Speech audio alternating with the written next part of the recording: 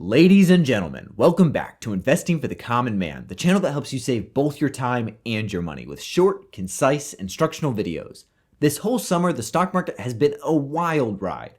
And as long as you didn't miss out because you watched too many of Graham Stephan's clickbait videos warning about a second stock market crash, then your portfolio is probably looking pretty juicy right now. Last month, we saw some monster gains with the S&P 500 up over 7%. But my watch list for the month of August still outperformed with an average gain of 9.64%. I'm making a full recap video on the performance of my August picks that will be uploaded in the next couple days. But today, I've got some market predictions and new stock picks to add to your watch list as we head into the fall.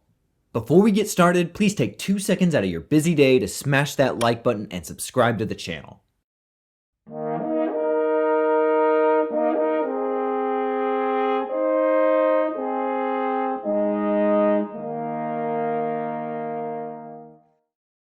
Alright, let's dive in. This whole summer we have seen big tech outperform the market time and time again, and I still believe in many of the companies like Apple and Nvidia, but with explosive growth comes increased risk of a pullback, and I think the winds are getting ready to change.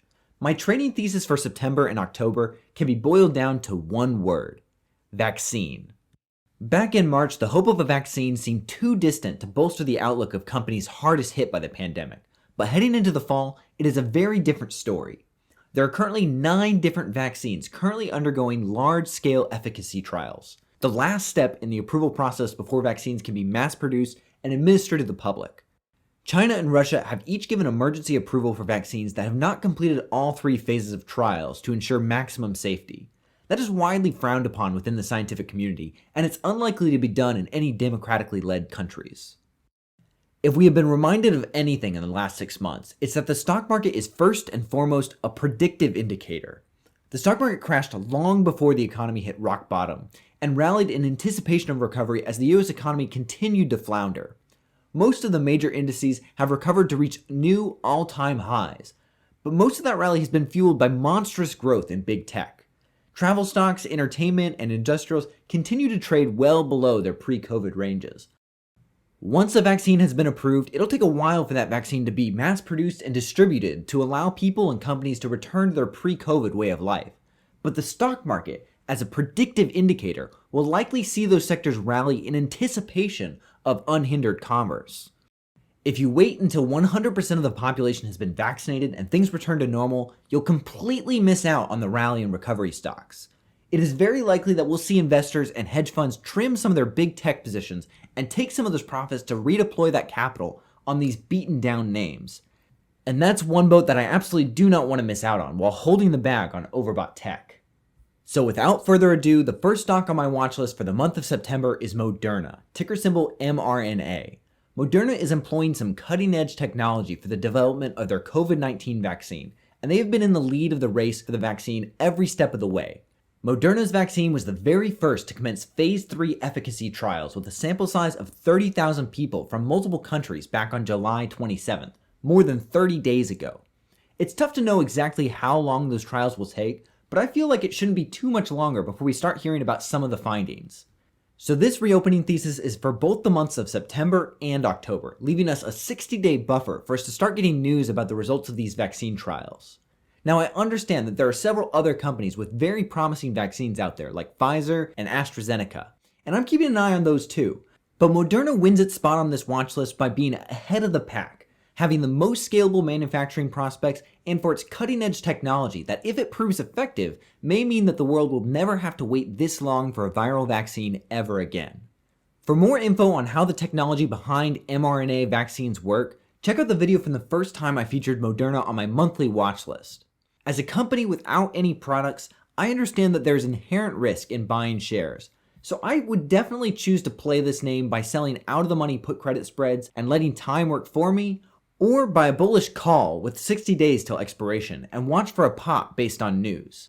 If you are unfamiliar with either of these strategies, be sure to check out the in-depth videos that I created on them in my Options Playbook series.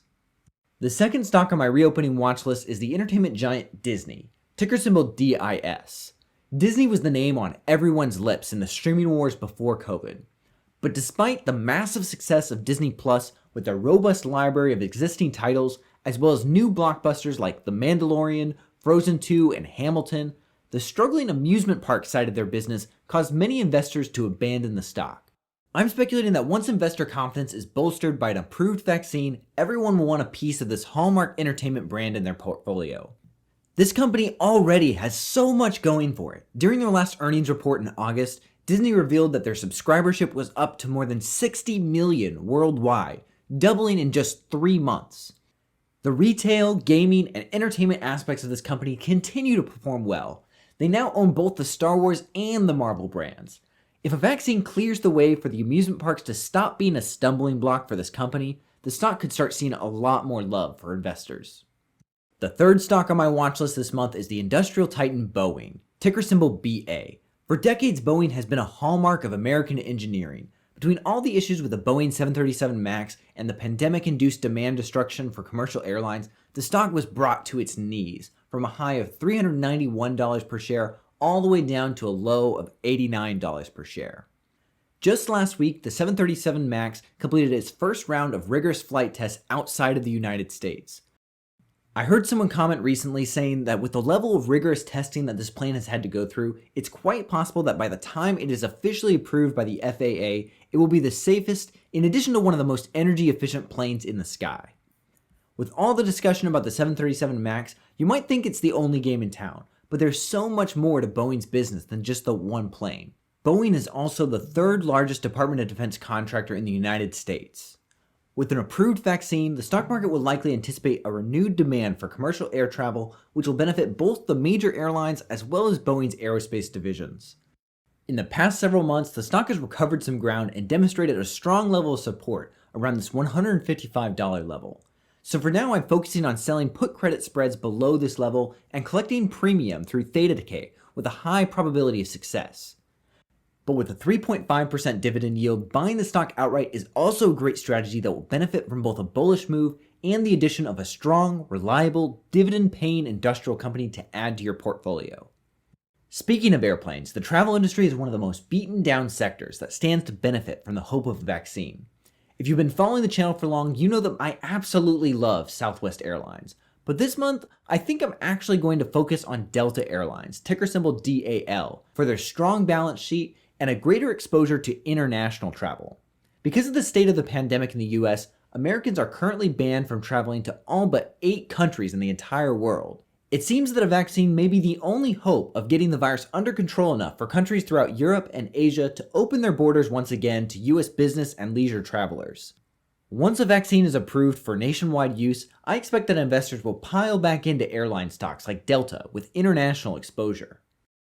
With a current dividend yield of 3.9% and a potential 100% gain to make it back to its pre-COVID trading range, this is definitely a stock that I want to buy and hold for a good chunk of time. I might use cash secured put options to try to secure a better cost basis, but the goal is to get long the stock. If the name of the game is recovery, my last pick for the month has to be a financial. Banks are really the best indicator that we have in the stock market of the economic health of small businesses that are not publicly traded. I think that an approved vaccine means hope. Hope for small businesses and for life to return to normal. I was tempted to put Wells Fargo on this list because of how oversold that stock is, but after taking a look at their financials and the last couple of earnings reports, or should I say loss reports, I really can't recommend that one to you in good conscience. If you're a bit of a maverick and like swing trading, I bet there are some gains to be had there with some long calls. But for this list, we're looking for the cream of the crop. And that, without a doubt, has to be JP Morgan, ticker symbol JPM. In their Q2 earnings report, JP Morgan actually managed to beat expectations with a profit.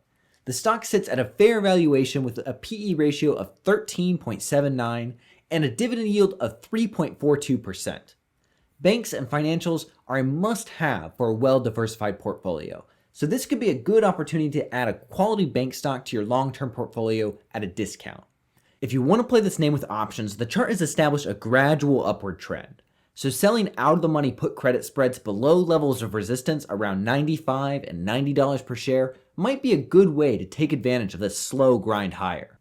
And that's about all that I've got for you today. Remember that this whole thesis is based on the idea that we are well overdue for significant news on the vaccine front. If you think I'm a bit too early to the party, you could wait another couple weeks before you start trying to play the recovery. If you have recovery stocks of your own, I would love to hear about them in the comments below. And while you're at it, don't forget to smash that like button and subscribe. Until next time, keep calm, stay healthy, and happy trading.